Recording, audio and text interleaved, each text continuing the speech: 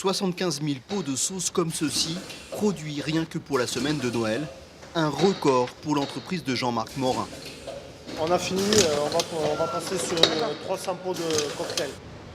De la sauce cocktail, de la mayonnaise, de l'aioli, des sauces toutes mises en pot par des machines, mais dont la préparation a une particularité, elle reste totalement artisanale. Zéro conservateur.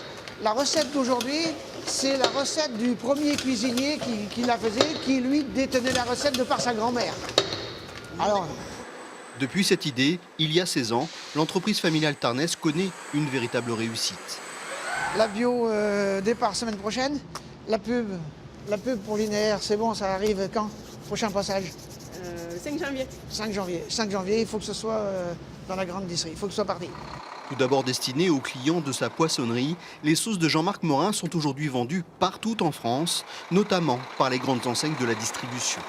La première année, on a dû faire 3 ou 4 000 pots, c'était déjà un début. Et puis l'an dernier, on a passé le million. Voilà. Et avec une progression, cette année, on va faire une progression autour de entre 15 et 20%. La production devrait être multipliée par 5 d'ici 1 ou 2 ans, mais la société assure vouloir continuer à miser sur la qualité face à la concurrence. Notre concurrent direct, c'est la ménagère. C'est maman qui fait la maillot ou mamie qui fait la maillot à la maison. Et après, on va avoir des concurrents comme des grandes marques, mais au final, on n'a pas du tout le même produit. Nous, on est sans colorant, sans conservateur, on n'est pas dans le même rayon. C'est un rayon épicerie sèche, nous on est sur de la glace, on a un rayon frais entre 0 et 4 degrés. Donc c'est pas une concurrence directe.